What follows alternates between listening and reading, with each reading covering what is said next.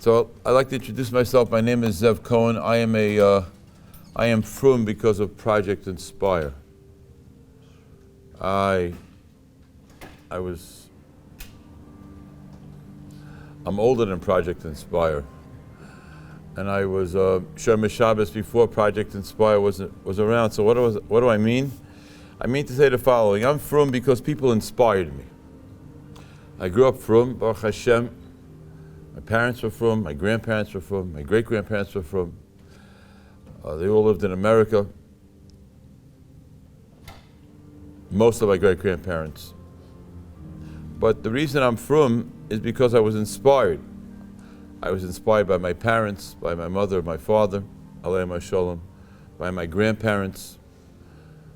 My mother's parents lived on a farm in Millis, Massachusetts. My great-grandfather was the first Boston Chassid there ever was in the world. And my grandfather, my father's father, I never knew. I carry his name. I was inspired by the stories I heard about him. And my father's mother, I've been inspired. And I would say that I was probably most inspired by my Rabbi, Shiva Zatzal, Shiva of Long Beach, Rabbi Cohen of Yisrael Yitzchak Fegelstock Zatzal. He took me as a 17-year-old and inspired me. So if we're talking about Project Inspire and what we're supposed to do, I'd like to begin by saying I am who I am only because people inspired me. And with that in mind, I'd like to begin with the following statement. In our shul in Chicago, we have two statements, mantras if you want to call them. One is called Torah Zikr, and we dance to the sixth Hakafa in Simchas Torah to screams and shouts of Torah is the Yikr. And the second mantra is, we said yes, and they said no. And I'm going to explain both of those statements as we continue. The first thing I'd like to say is I fly a lot in planes. The first announcement they make, or the last announcement they make, the captain makes, is everybody should sit back and relax and enjoy the flight for 1 hour and 58 minutes from Chicago to New York, or New York to Chicago, 2 hours and 2 minutes, whatever it's going to be. So I'm asking you for a favor. I know this is incredible that anybody's here. There's music outside, there's food outside, there's a swimming pool outside. People have to get ready for Shabbos. I can't believe anybody is still coming into such a situation. So I'm asking you for a favor. Don't sit back and relax, because I'm not going to talk about something that's relaxful. I'm going to talk about something that I hope is impactful. And therefore, it would be much better if you sit forward and don't relax. And don't relax. You may have to buckle your seatbelt. That might be, but don't relax. So let us begin. A few weeks ago, I cannot tell you if it's because of Project Inspire. I'm not sure. It could be it's because of Project Inspire. But one of the perks of being a Rav is Yezeicha to Siyata D'Shmaya. So I was sitting, I don't even remember where I was, sitting or standing, and I had this thought. It was really by Parshas Yisro, before Parshas Yisro.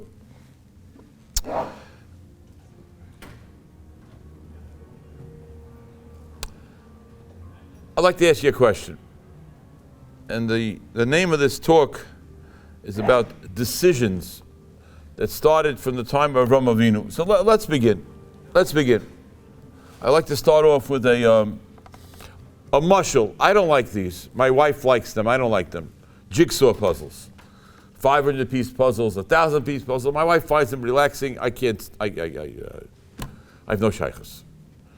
Okay, but I want to talk about another jigsaw puzzle. Instead of a 1,000-piece jigsaw puzzle, let's talk about a 500 million-piece jigsaw puzzle. 500 million pieces.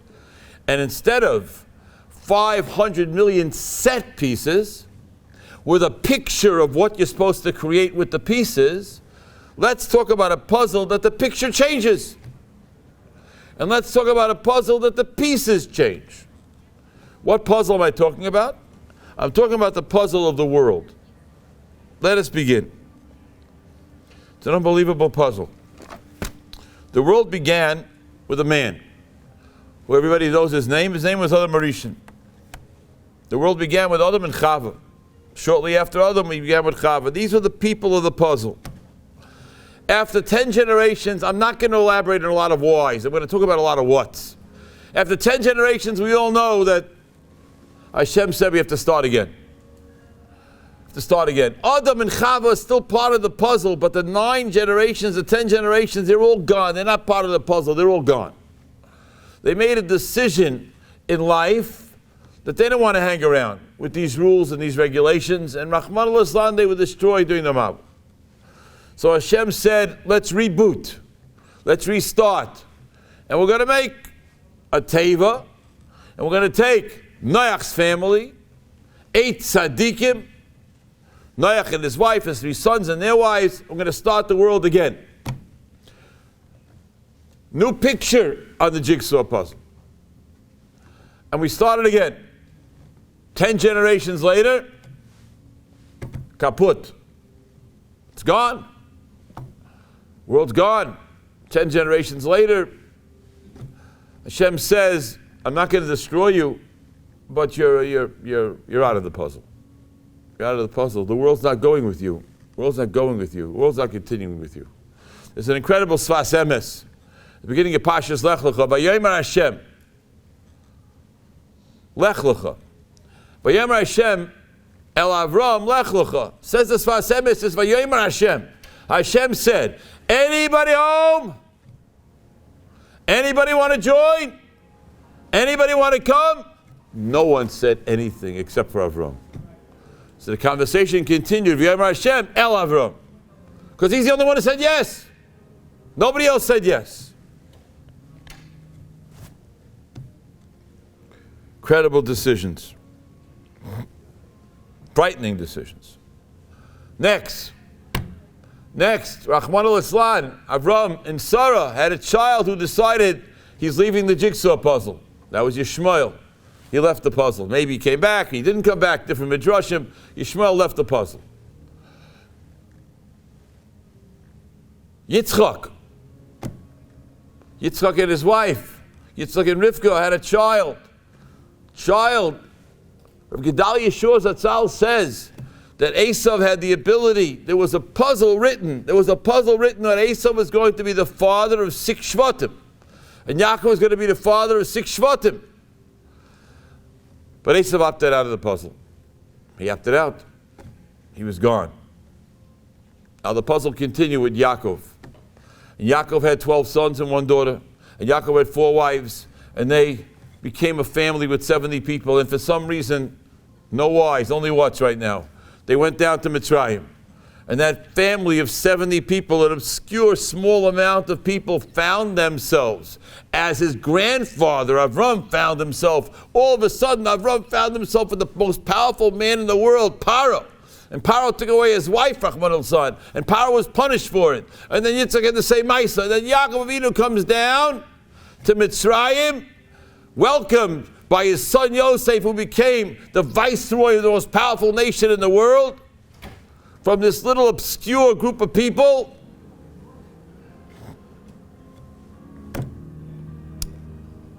Then he goes down with 70 sons.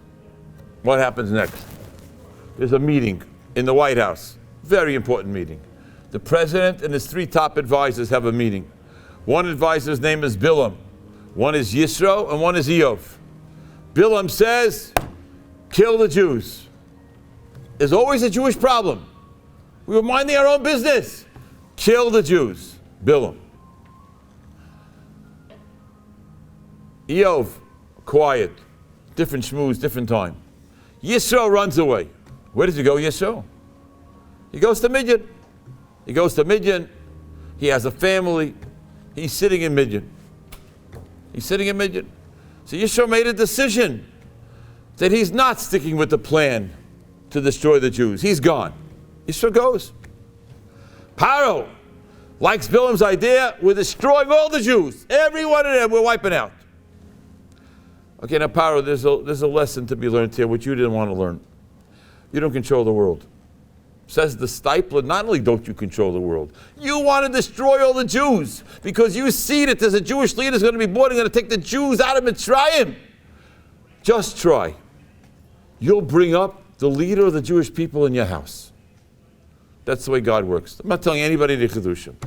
Moshe Rabbeinu was 3 years old. Paro loves him like a grandson. He's sitting on his lap. There's a whole big shiloh because he takes the crown off of Paro's head. They let him go because he sticks his hand in the coals. By the time he's 20 and sticks, Moshe Rabbeinu sticks his head out the window, so to speak, and says he wants to help his Jewish brothers, Paro says, off with your head. They want to kill him. He runs away. Where does he end up? In Midian. Okay, 60 years, Midrashim talk, but he ended up in Midian. Ends up marrying the daughter of Yisro. Yisro, the one who ran away, who decided he doesn't like this type of puzzle, he's going somewhere else. Yisro became the father-in-law of the greatest man who ever lived. As a matter of fact, Bilam has a discussion with Yisro once later on in life. Rashi brings it down and says, what's going on over here? You became the father-in-law of Moshe? How did that happen?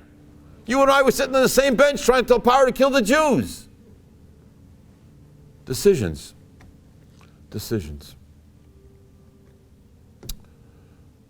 And then the greatest power in the world is brought to its knees. No ICBMs from some guy in Korea.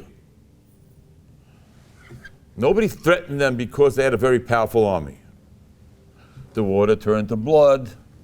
The frogs came. The whole country was decimated. And no one could say that it came from anything or anybody but Hashem. It's impossible. It's impossible. So the entire world watched that Paro's entire Mitzrayim was destroyed. And then, at the last minute, when they thought that maybe they'd get the Jews and show that they're really in control, they all died in Yam Suf. They all drowned in Yam Suf.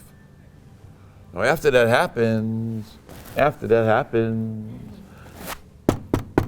there's a knock on the door. There's a knock on the door. What's the knock about? Hashem comes. Hashem says to Esav, would you like the Torah? Hashem says to Yishmael, would you like the Torah? Now I want to stop for a second, Rabbi say. We are graduating here. We're not in first grade. This is not Parsha sheets. This is not story time. These are Midrashim. There are 16 Midrashim, at least, that mention HaKadosh Baruch Hu came and said to all the people, do you want the Torah? Yishmael said no, and I know some of you know, many of you know, all of you know the Medrash says, only some Midrashim, not all of them. My Ksivbei, what's written there, that's for a different time. The simplest Medrash, as Yalkut Shemaini says, we don't want the Torah. Why not? Why don't you want the Torah? God is offering you the Torah. Why don't you want the Torah? Anybody have an answer why you don't want the Torah? Who? Too many restrictions, of course. Absolutely.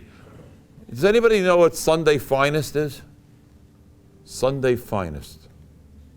People wear Sunday Finest. You know what it is? Who? Oh, does it? I told you my grandfather, my mother's parents had a farm. So I lived on this farm for the first 14 or 15 years of my life. And every day during the summers, I would go out in the cow trucks with my uncles, all 5 of them, my mother's 5 brothers, one of her cousins. They go in the cow trucks, we buy cows, sell cows, this and that. And on Sunday morning when we left the farm to go out in the truck, we'd see in all the houses of non-Jewish worship, people wearing their Sunday Finest. 1 day a week, only once. 3 times a day, 7 days a week. Tefillin, Talis, Zman Kriyishma, Zman Tefillah, Vasikin. You got a ganze Meise going on over here. That's besides Kashrus. That's besides Taras Mishpacha. That's besides Shabbos. When I grew up on this farm, and my second cousins I play with, they had friends. They lived there. They had friends. Mike Rubino and Timmy Curran. Sound like real Jewish names, right? Mike Rubino and Timmy Curran. Friday night, they could watch the Celtics. And they could have a cheeseburger. My roommate promised me he's going to make a Ben Pekua farm, And when he makes a ben pekua farm, ben pekua is a cow, that when you shech the cow, there's a calf inside. When you shech the cow, there's a machlokes, some shittas hold. If you shech the cow, and there's a calf inside, and that calf grows up to become a cow, the milk of that cow is pariv. And he promised me he's going to make a ben pekua farm and get me a cheeseburger. I'm still waiting for it. I'm still waiting for the cheeseburger. But Lamaisi, you're right. Restrictions. So the Goyim said no. They made an unbelievable decision. And every person in this room is the grandchild, the grandson or the granddaughter of those people who said yes. There was an incredible choice to make. Am I going to remain part of the puzzle or not part of the puzzle? Do I want to be part of jigsaw puzzle or not part of jigsaw puzzle? Do I have more important things, quote unquote, to do in my life? Do I have more enjoyable things to do in my life? Do I have more pleasurable things to do in my life?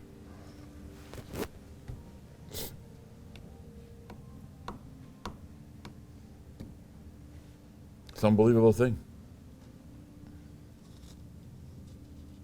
Anybody want to leave yet?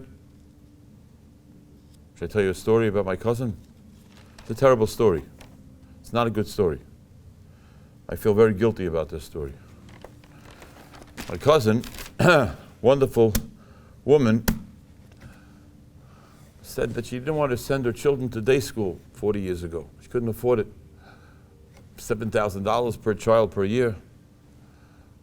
A lot of money in those days. Even nowadays it's not chump change. A lot of money. So I said to my family, I was single. I said, let's raise the money. Let's send the kids to school. Let's raise the money. We didn't do it. We didn't do it. I don't know, one day maybe my cousin will listen to this tape. I don't even know if I should say this story on the tape. She was very Jewish-minded. She was the Baal Kairei in her conservative temple. Very Jewish-minded. Very Jewish-minded. Her parents were wonderful people. And her children are married to Goyim. Decisions, very serious decisions. You know, when you're 20 years old, you don't see the impact of decisions. But when you're in your 7th decade and you see decisions that people make, wow, wow, and wow. Decisions. Very hard decisions.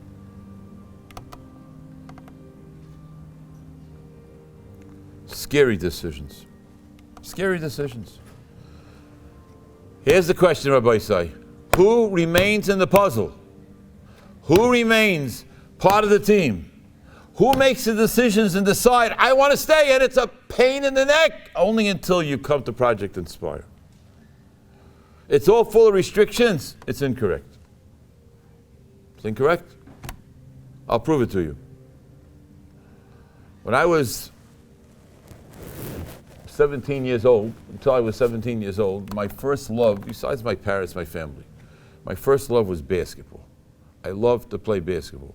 I was pretty good at basketball. I was on the team of the Catskill Mountains for 10 years. I loved basketball. When I was a senior in high school, 16, 17, I was always very good in high school. I was very good. You know, I was a goody. I did very good. But when I was 16, I started saying, I think I like learning. I think I like learning. From 16, 17 to 27, took me 10 years to decide that I like to learn more than I like to play basketball. That was a big decision, Rabbi say. That took me 10 years. In between those 10 years, I was learning. I loved to learn. I loved it. Because I was inspired by my Rabbi, as I said earlier. But it was a big decision. Love it more than basketball? Come on. Come on. Life's about decisions. Real decisions. Real decisions. What's important to me? What do I want to do? Which puzzle do I want to remain with? Or do I want to remain with a puzzle at all?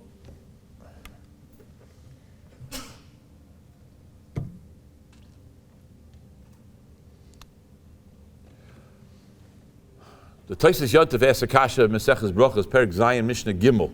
He says, how come when we bench we say Nevarech Elokeinu? And we make Birchas HaTorah we say Baruch Hu es Hashem hamavorach. How can we use God's name differently? And he says, because Hashem created us, Elokeinu means din. God created us, he's achroi to feed us. Don't ask me what happens when there's hungers, and we're not here to answer all the questions. But the facts are, Poseach eshadecha masbir l'chol chayrotzon, hazon es hakol, HaKadosh Baruch Hu is obligated to feed everybody. Taisus Yontif. Torah, Yud Kei Vav Kei, that's a chesed. You want it? You can get it. You don't want it? You don't get it. You make the decision. What type of life do I want to live? That decision may depend on where I want to live. That decision may depend on what I want to do with my children. A whole host of different issues that we all know go through our lives. What do we want to do? Decisions and decisions and decisions. And who wants to remain part of the puzzle and who doesn't?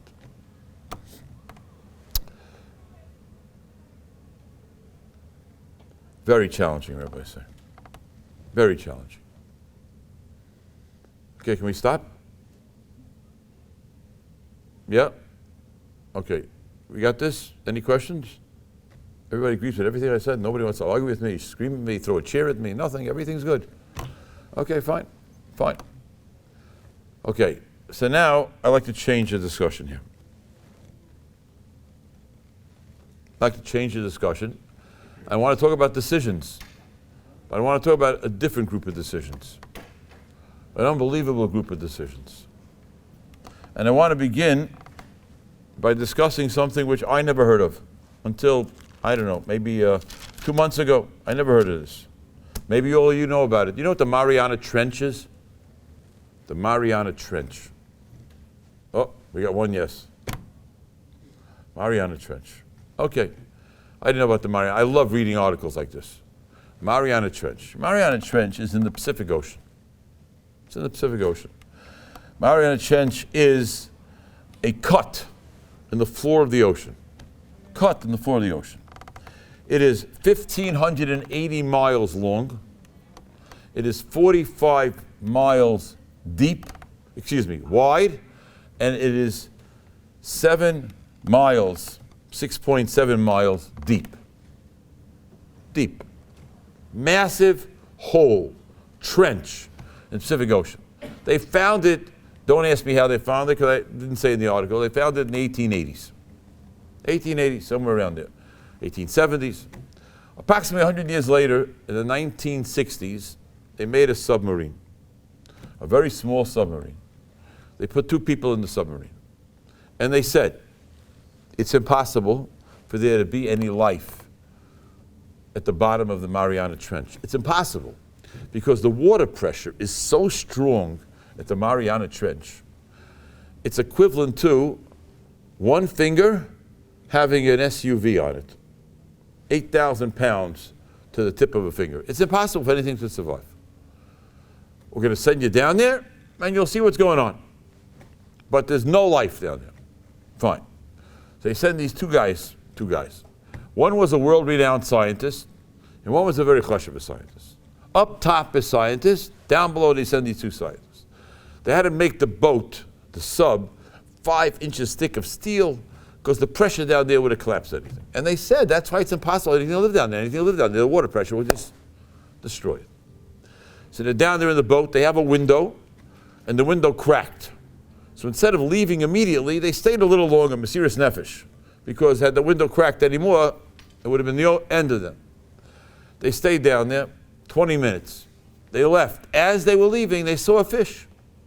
They saw a fish at the bottom of the trench. And they come up and they tell the scientists, we saw a fish. They're scientists, world-renowned scientists, and they tell these scientists, we saw a fish. Suck the scientists up top. It's impossible. You're hallucinating because of the water pressure. You don't know what you're talking about. There's no such thing as a fish down there. It's impossible for there to be a fish. So the scientists on top said the scientists that went down were hallucinating whatever they were doing, and it's not true. Ad Kan. 2000, I forgot the year, 2008 maybe, they sent down a much more sophisticated sub. This sub they sent down also only had room for 2 people.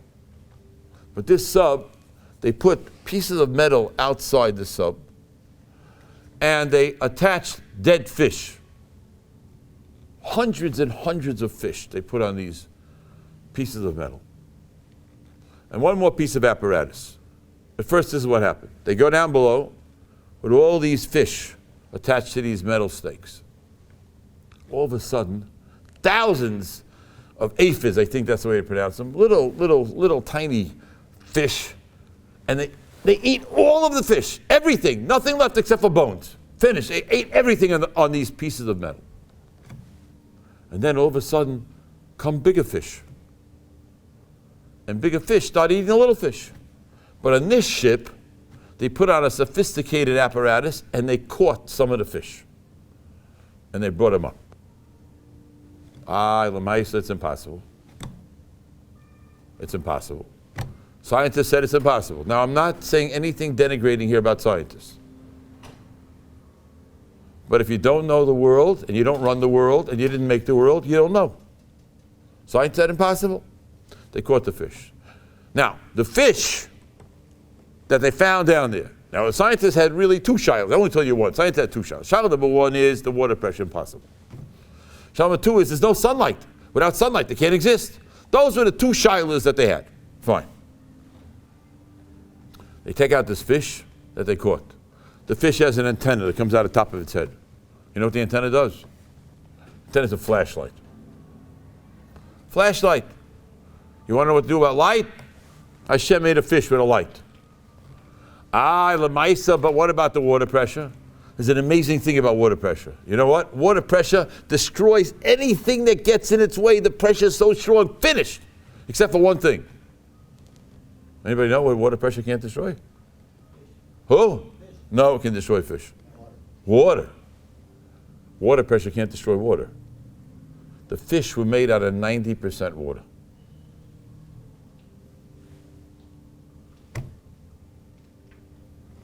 Okay, I happen to like this. Again, we can stop. Anytime you want to stop, we can stop. I'm not forcing anybody to be here. It's our Shabbos. But listen to this. I want to say, listen to this. My son is here. My son showed me a vort. This is an unbelievable vort. I don't usually learn Risham Shofal Hirsch.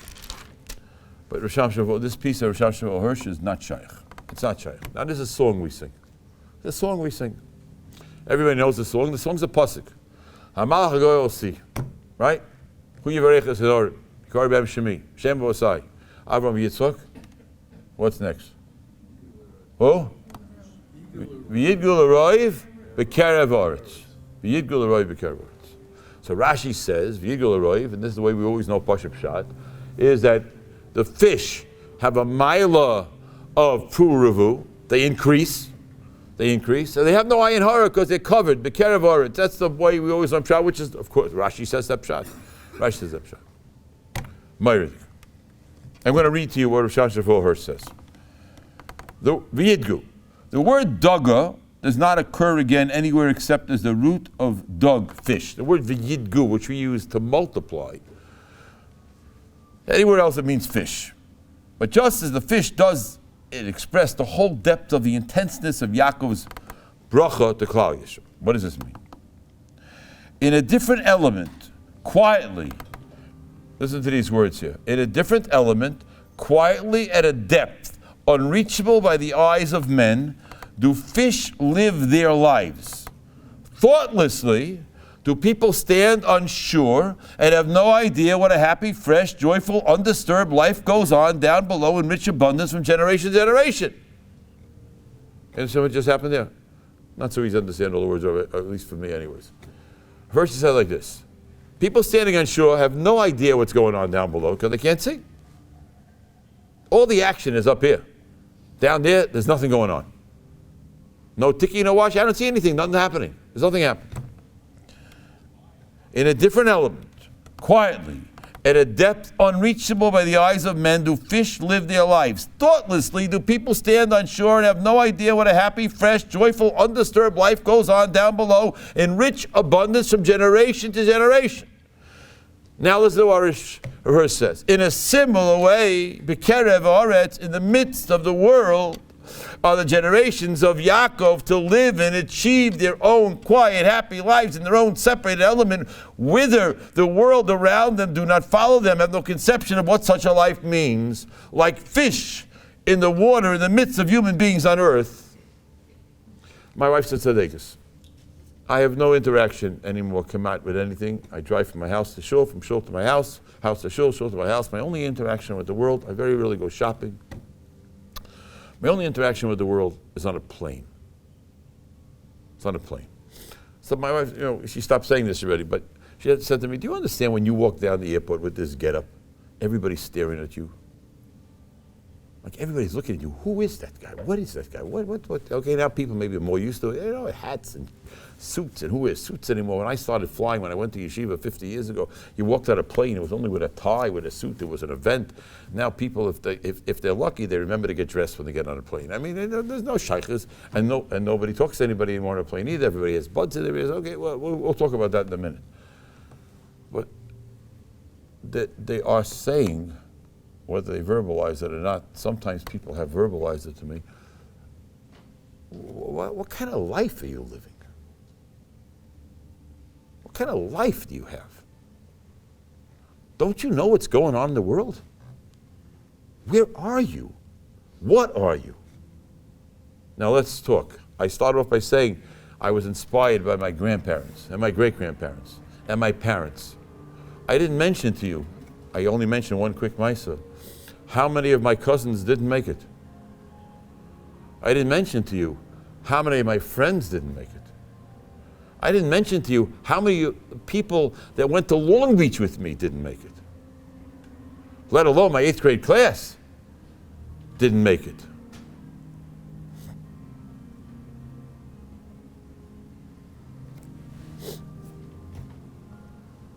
You know what that is?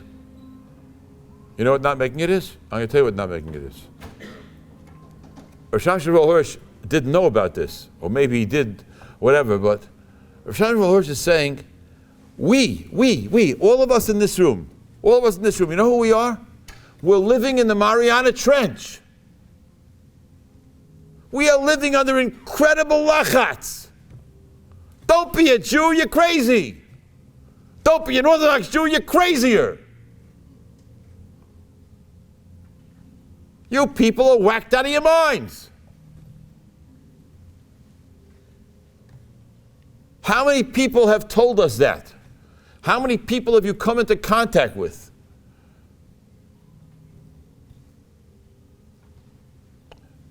They told me that anybody who speaks here, they're going to have water. I don't need any water. No, I don't need any water. I need tissues. They said they're going to put tissues. I have tissues here. I have to get a tissue. I apologize.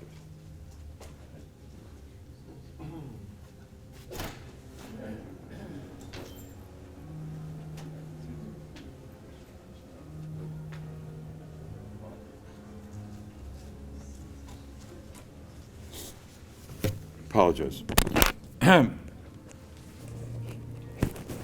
I got many brachas this week. I had a cold. I was afraid I wasn't going to make it. B'chlal. Okay, and I also, I'm wearing a boot on my left leg. Okay, thank you very much. How many people didn't make it? The lachatz of the Mariana Trench, says Rav Schwab, says Rav Hirsch, an unbelievable word. Yaakov Avinu gave us a bracha. We sing it to our children, it's Meiridik. But Zakar Shachar Hirsch, one of the pshatim in that bracha is V'yidgu l'roi b'kerev haaretz, my children, you're going to have to exist underneath the water where there's incredible pressure and everybody's going to think you're out of your mind. And you know what? We're going to make it. We're going to make it. We're going to make it. You want proof that we're going to make it? You're the proof. You're the proof. Why should we be here? It doesn't make any sense at all that we are here. Forget about Mark Twain's question. Doesn't make any sense. Where are they? When you think about it now, just think about it. I mean, for me, as I get a little older, I'm trying to get mature in life, I get out of high school. But, where are the Egyptians? Where are the Greeks? Like, stop and think for a minute. We're talking about the most powerful country in the world. Where'd they go? Where are the Romans? Okay, now for those people who say, okay, leave me alone with the Alta history. Okay, let's leave everybody alone with the Alta history. Let's talk. Where's the British Empire? Didn't you grow up in school hearing, maybe some of you did, some of you didn't, the sun never sets over the British Empire? Where are they? Canada's part of the British Empire? Come on, stop it. It's not part of the British Empire anymore. What happened? Okay, that's already Baruch Hashem. And where's the Yamach Shemai V'Zichrei? Where's the 1,000-year Reich? Do you know that they found a submarine off the coast of Argentina recently?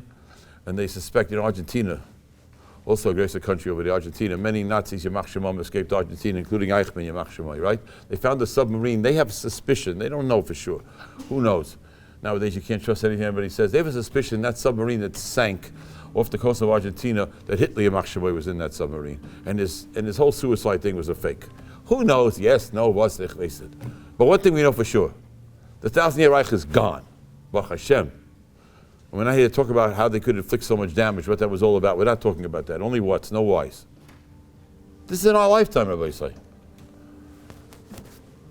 Reagan, take down that wall. I mean, what happened? What happened? Derech Agav, this has nothing to do with what I'm saying, but just for 30 seconds, you can help me later. You don't have to tell me right now. What is that guy in Korea thinking? What does he want? And what does that guy in China want? What do they want? Just sit where you are with your millions and millions and millions of people and go right there. What do you got to hack the United States to come? Like, what's going on? Okay, you can think about it. Gaiva, Taiva, Chveis, Nedvos, I don't know what. But this is our times, British Empire. Our times, the 1,000-year Reich. Our times, communism. Gone. And there are people learning Gemara. It doesn't make any sense. It doesn't make any sense. I don't want to get into any politics. Pre-48. No land, no army. We survive. What do? How do we survive? All anybody wants to do is kill us. It's fight the continuation of Bilam. It never stops. The lachats. The lachats. And we are still here. It makes no sense. Except that's what Yaakov Avinu said.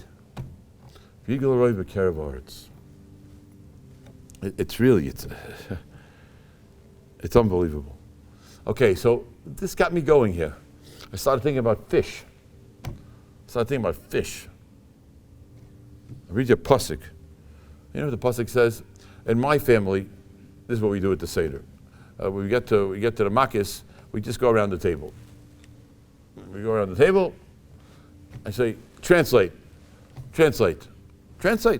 Dam. So when my grandchildren, Baruch Hashem, gets up, all the water turns to blood. And we go weiter. But the pasuk doesn't say that. It's incredible. You know what the pasuk says? Where am I going here? Have a chumash.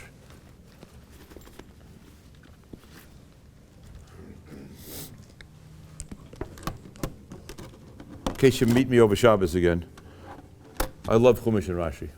I learn out of this Chumash. Why Chumash? Rashi says, remember these Chumashim? You were publishing Chumashim from the old days. Anyways, Pasuk says, what do you do with this? How come I asked a bunch of my Chaverim, big Talmidei Chachamim, I asked them, what's going on over here? What's Dam? Dam means the water turned to blood. That's what it says. That V'nef chul adam. But what happened to the next pasuk? And all the fish died. I don't know why we don't talk about that. Finish your pasuk. Fish died. Second pasuk again, when it repeats what's going to happen, when it repeats what happened, and the fish died. What happened? What happened? I have a Tayar Chava here who learned by the Reshiva. Just to see him as a chizuk. I want to tell you something, everybody say. You know why the fish died? Because Goyim can't stand pressure. They can't live up to pressure. The fish, the Jewish fish, for you go the right the Karoretz, we survive. In the Mariana Trench, we survived. The Lachatz, we survived. Hitler and Machshamai, we survived. Communism, we survived. Rome, we survived. Greeks, we survived. You name it, we survived. It makes no sense. Palestinians, we survived. Yamach Shema.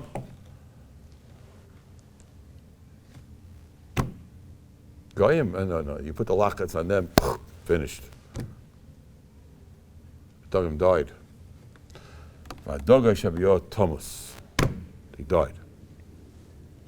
Then, a little bit more Ashgocha. The Mashiach, Zechat Tzaddik Avrocha, Mashiach and Lakewood was a Nosson Wachvogel. Nosson Wachvogel was a Talmud of Rabbi Apian. I don't know what the pshat is, but Lakewood only had two Mashgichim. Mashiach Zatzal, Nosson Wachvogel, and Yibodel Chaim, Shvizecher Refuah Shleimer, Ramatis Yo. They're both Talmidim of Rabbi Apian. Interesting. The two Mashgichim of Lakewood both Talmidim of Rabbi Apian. Rabbi Apian came to America. He came to America I think it was in the 50s. He came to America. And he came to Lakewood and gave a shmooze. There's a lot to talk about the shmooze, but not for now. Well, the Maisa, Rabbi Apian came to Lakewood, the Mashgiach. The Mashgiach is Talmud. The Mashgiach is Talmud of the Rabbi. Rabbi, he told us this many times in Avad. Midvos kemeduch machen America. What do you need to make it to America? The Mashgiach grew up in Europe. He went back to Europe to learn for 10 years. He's the last surviving for the Talmidim of Kelm. He got to America. He was the first young man in White Plains, and then Rabbi Zatzal came, and the rest is history. Turned to Lakewood. Midvos kemeduch machen America. So Rabbi told him that the Ramban and Seif Boy and the Ramban and Kedoshim. Okay, without being elaborate, let's just talk about the Ramban and Seif Boy. Ramban and Seif Boy talks about Amunah and Bitachon and Zechiris and Tzis Mitzrayim. There are 20 mitzvahs in Parshas Boy. And the Ramban says something which is unbelievable. Ramban quotes a pasuk in Habakkuk. Pasuk in Habakkuk, it's unbelievable. Here, I wrote down the pasuk.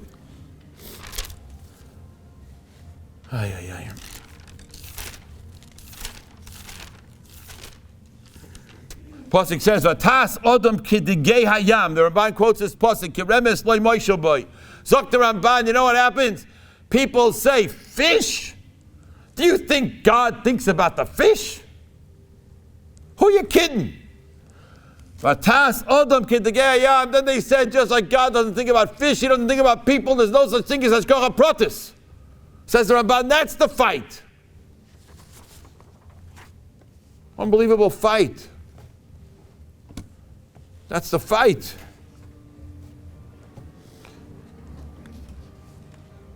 Dogim. V'yibyu l'roi b'kerev haaretz. Dogim, lachatz. Goyim can't make that lachatz. Dogim, no hashgacha pratis. It's not true. HaKadosh Baruch Hu thinks about everything in the Bria, including every single fish.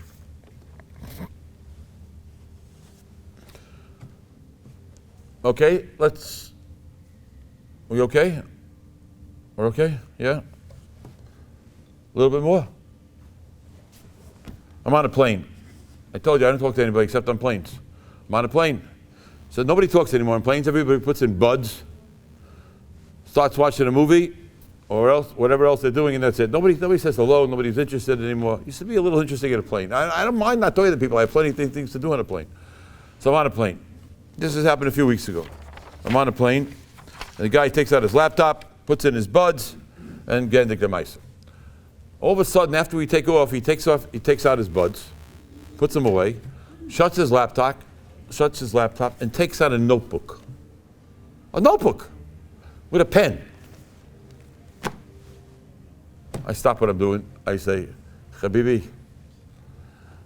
I don't know who you are, but you have to tell me, what in the world are you doing with a notebook? I take out my own notebook. I show him, I have a notebook. I don't use a laptop. I'm a dinosaur. What are you doing with a notebook? Nobody has a notebook anymore in the world. You can't find a notebook. A pen. Call somebody up. I want to give you a phone number. Let me find a pen. Nobody has a pen. Oh, a pen. What pen? Nobody has a pen. Everything's nobody. A pen. What's a pen? I said to this guy, what are you doing? He says to me, unbelievable. And I told him, I said, watch out, because everything you say to me, I may say, I said to him, I'm a rabbi. I wanted to see. I knew he wasn't Jewish. I was hoping maybe. But I said, listen, I may repeat everything you say. So he tells me like this. Unbelievable. He says, I like to think deeply. First Chiddush. I like to think. Nobody wants to think anymore. Who wants to think? Nobody thinking. Nobody thinks. And I like to think deeply. Second Chiddush. Pella. Masha Pella like a Chiddush. So he says to me like this, I can't think. I even wrote down the words in my notebook. He says, I can't think anymore. Because all day long I'm being dinged and pinged. All day they hack me a cup. Dinged and pinged. I'm dinged and pinged. I'm dinged and pinged. So he tells me like this, unbelievable. He says, I get up in the morning at 5 a.m., 4:30, 5. So from 5 to 7, nobody talks to me. Nobody dings me. Nobody pings me. I can think. I'm telling you, had he been a Yid, I would have given him a hug on the spot and told him, come learn Kodel Baker with us. Kodel Baker starts 5. I couldn't believe it. I could not believe what the guy's saying. Then he says to me, and on a plane, there's very little interaction. So I take out my notebook and I think. And then you know what he told me? He said, when I can't think because I'm being dinged and pinged, I don't know if everybody knows what this is. I feel like I have a chain and ball. And what a chain and ball is? Slaves, convicts. They put a chain on their foot with a ball that weighed whatever, 50 or 100 pounds. They couldn't go anywhere. He says, I feel like I'm enslaved with a chain and a ball. Boys, I want to ask you a question. What does lachatz mean? What does lachatz mean? If I'm paid $500,000 a year to be this high exec, and you tell me on a plane that I can't think deeply anymore, and I'm walking around with a chain and a ball because I'm being dinged and pinged. It's not a shmooze that's talking about Shabbos, we can turn off everything, which is gewaldik. It's a different shmooze. We are the people who live under lachatz all the time, 24/7, since we were started. You know what happened? You know what happened in the world? What happened in the world? We said yes, they said no. Right? We said yes, they said no. What happened? Har Sinai, Har Shiyoda Sin Aliyah.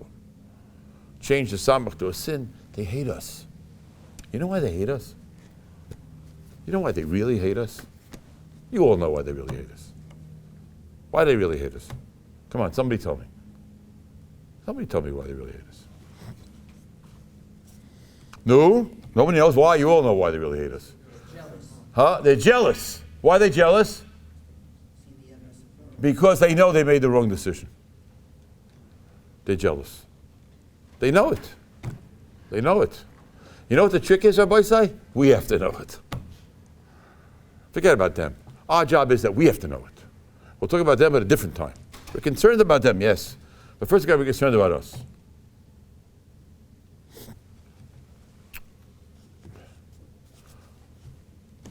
We have 8 minutes left.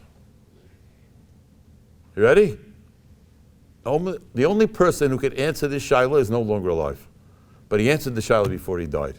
Because no one would ever ask the shaila to anybody else except for Reb Chaim, that's all. Ready for this shaila? Guy comes to Reb Chaim, his doctor. His name was Hart. Dr. Hart says to Reb Chaim, Rabbi, I have a shaila.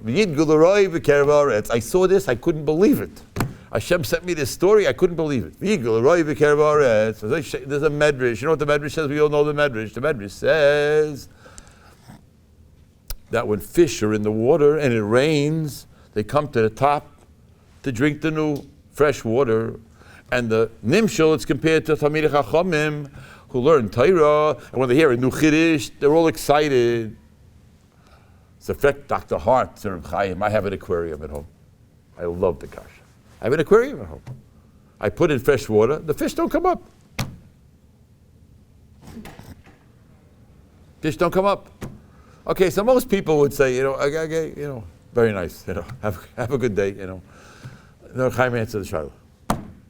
Chaim said that the medrash means a person who's in a body of water the size of the ocean or Lake Michigan or whatever it might be, where he's exposed to Kol HaTorah Kula, and he sees the symphony of the entire Torah.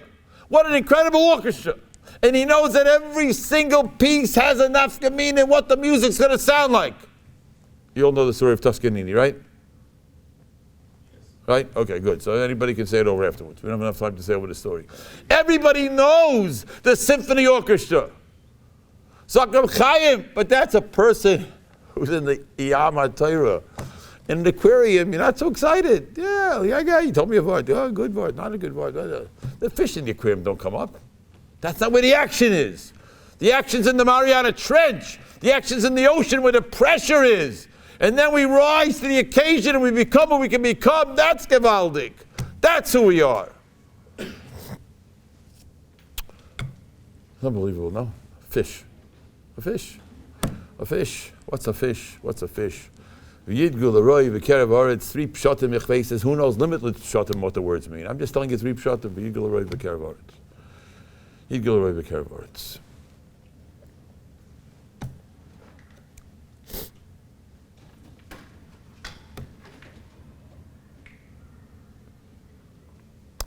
Okay, everybody, so you can unhook your seatbelts and you can lean back and you can relax for a few moments. Because we all have to relax for a few moments. But don't plan on living a life that's relaxing. That's not my goal. My goal is to live a life that's impactful. My goal is to live a life where I stand up to the pressure and I grow. Because I say this all the time. We have Baruch Hashem, we have a lot of learning in Shul. I'm a little passionate. I have a cold right now, but a little, I'm passionate. When I understand something in a Rashi, or whatever we're learning, and I understand it, I jump up. Okay, I shouldn't be talking about me, but okay, once I start. I jump up and I say, you give me the drug that can make me as happy as I feel now. There's no such thing anywhere in the world. Nothing can make a person happier than a Jew being connected to the Torah. Nothing. You want a raya? I never took any drugs in my life. Baruch Hashem. But I water skied on the Kinneret. It was very geschmack. I skied down a mountain. It was gewaldig. And the gaiva it was halftime. I don't want to exaggerate. I'm pretty sure it was halftime. And I hit a shot from half court. Oh man, we went up by 1. The whole place is cheering. I mean the gaiva. Come on, it was so geschmack. Such an enjoyable moment. Everybody cheering. Oh, yeah. It's not as geschmack as understanding Rashi. Not a geschmack as understanding Rashi. And the best cholt that you can have with the best ice cream, not after the cholt, not before the whatever you can have it. The best food you can think of, and the best pleasure you can think of, pales in comparison to doing the Ratzon Hashem. It just pales. And I'm not telling you I knew this at 14. I didn't know it at 24. I'm not an Eloy, and I don't know when I started feeling it. But I can tell you one thing. That's for sure. We're the luckiest people in the world. The luckiest people in the world. And the rest of the world says we're Meshuggah. And Yaakov Avinu, our father, Unzera Tata, said, V'yidgul aroi b'kerev aretz. Okay, we should be Zeicha. It's supposed to be a Shabbos of inspiration. We should all be Zeicha to be Matzliach. All of you are incredible to be here. I didn't see one person fall asleep. It's mamish a nes. It's a nes. I didn't fall asleep. It's a nes. Just the whole thing's a nes. We should all be Zeicha to Matzliach. Thank you all for coming. Call to Rabbi Say. Whose watch was this?